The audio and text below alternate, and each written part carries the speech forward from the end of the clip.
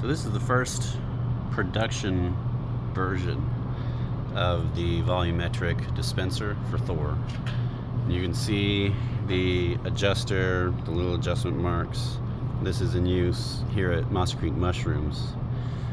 And I figured I would just show real quick how it's assembled and goes together. You can see there's two sets of pistons because there's a top and bottom shutter for each side, and by default the bottom is normally closed and the top is normally open, so that the top will fill down so that the chamber is full.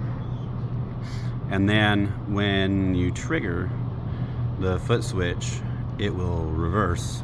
The top will close, the bottom will open, everything inside will dump out.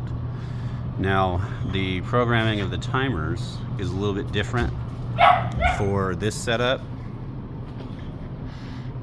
And you can see there is a little bit of a vertical difference that sits to the same flange that the regular timed dispenser sits to, but it's about 4 inches thick.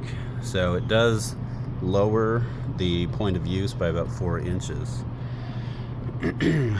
So this one is a standing version with the vacuums on top. So you'll notice real quick when I go to the timers, there's a difference in the way that it is programmed. It's set to program 4, and I have it at 0.7 seconds. I'm just going to walk through the settings. So we keep it on program 4. The open time, that's OP, I have that at 7. We're going to walk through the different options. That's 0.7 seconds. This is your closed time. I leave that at 0.6.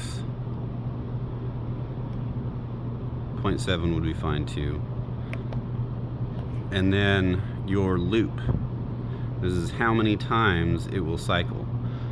So if you need to dispense more than what it can fit in a single dispensing, and if you max out on the volume and you still need more, then you can set that number, that loop time or loop times, to something higher. So you can set it to 2 or 3 or 4 or whatever, and that makes it so that you can dispense a large difference between one side and the other. So you can get on a large bag, you can get 80-20 or even potentially 90-10, and you can achieve that by just having one side loop multiple times and the other one loop a single time, and just dispense once.